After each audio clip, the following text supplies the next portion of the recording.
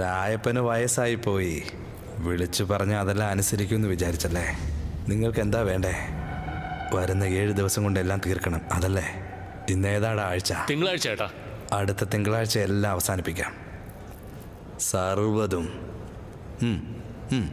തീർത്തേക്കാം.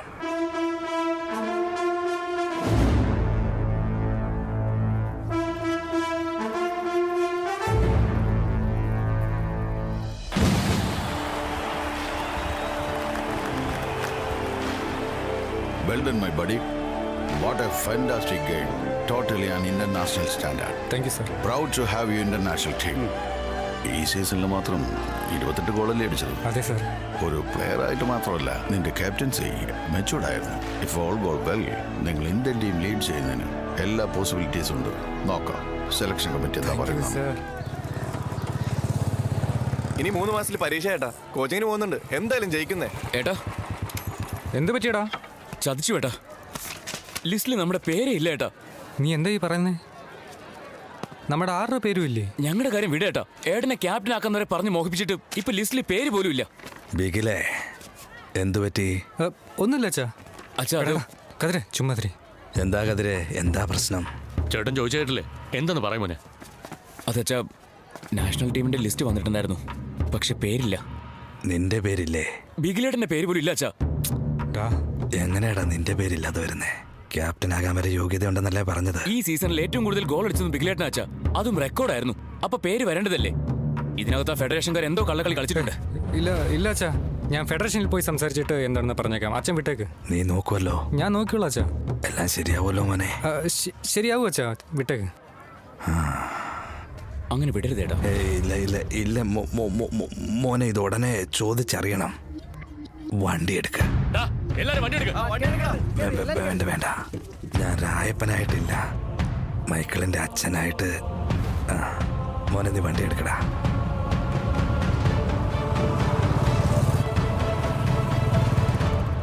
നമസ്കാരം.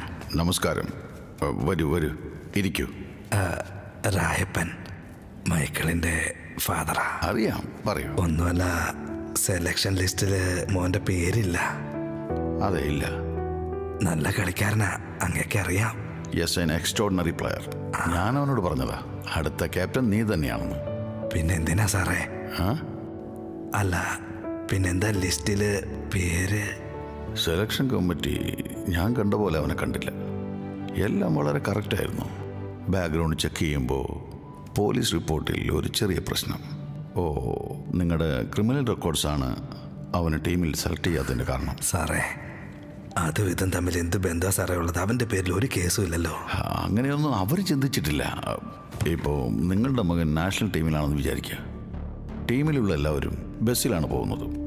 നിങ്ങളോട് പ്രതികാരം ചെയ്യണമെന്ന് വിചാരിക്കുന്ന ആരോ നിങ്ങളുടെ മകനെ അറ്റാക്ക് ചെയ്താൽ ബാധിക്കപ്പെടാൻ പോകുന്നത് അവൻ മാത്രമല്ല, ബസ്സിലുള്ള മുഴുവൻ പ്ലേയേഴ്സുമാണ്.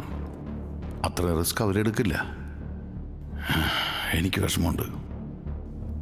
റായപ്പൻ പറ, എന്താണ് ചെയ്യേണ്ടത്? സാർ, അവൻ എന്നെ പോലല്ല. എൻ്റെ ജോലിയായിട്ട് അവന് യാതൊരു ബന്ധവും ഇല്ല സാറേ. അവൻ അറിയാവുന്നത് അവന് ഫുട്ബോൾ മാത്രമേ ഉള്ളൂ. അവൻ കഴിവുള്ളൊരു നല്ല പ്ലെയറാണ് സാറേ. എന്നെ ചൂണ്ടി അവൻ്റെ ജീവിതം നശിപ്പിക്കല്ലേ സാറേ. എന്തൊക്കെ ഉണ്ടെങ്കിലും അവൻ്റെ കഴിവ് നശിപ്പിക്കാവോ സാറേ? കള്ളന്മാരുടെ എത്രയോ കുട്ടികൾ പോലീസായിട്ടുണ്ട്. കുടിയന്മാരുടെ കുട്ടികൾ എത്രയോ പേര് ഡോക്ടറായിട്ടുണ്ട്. ഒരു സാധാരണ ചെരുപ്പ് തുന്നി നടന്ന അയാളുടെ മകൻ പോലും അമേരിക്കയിൽ പ്രധാനമന്ത്രി ആയിട്ടില്ലേ സാറേ? അച്ഛന്മാരെ പോലെ ആവണമെന്നില്ല സാറേ പിള്ളേര്. ഇത് ദയവായി വിശ്വസിക്കണം സാറേ. സാറ് മനസ്സ് വെച്ചാൽ നടക്കും. അങ്ങ് കൊടുക്കുന്ന ഈ അവസരം അവന് മാത്രമല്ല, അവനെ പോലെ ആകണമെന്ന് വിചാരിക്കുന്ന മറ്റു കുട്ടികൾക്ക് പോലും ചേർത്താ പറയുന്നത്. സോറി സാറേ, എനിക്ക് കുറച്ച് മനസ്സിലാവുന്നുണ്ട്. Please sir.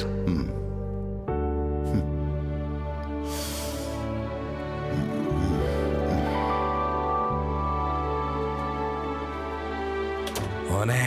അച്ഛാ, സംഗതി റെഡിയാ? സത്യമാണോ അച്ഛാ? സംസാരിച്ചു വന്നപ്പോ ആള് നല്ല മനുഷ്യനല്ലേ മോനെ? അതെ അച്ഛാ. അതൊന്നുമില്ല മോനെ, അച്ഛൻ ചെയ്തുകൊണ്ടിരിക്കുന്ന ജോലിയാ പ്രശ്നമായത്. നിനക്കതുമായിട്ട് യാതൊരു ബന്ധമില്ലാന്ന് അച്ഛൻ പറഞ്ഞു. ചെയർമാന് അത് മനസ്സിലായേ?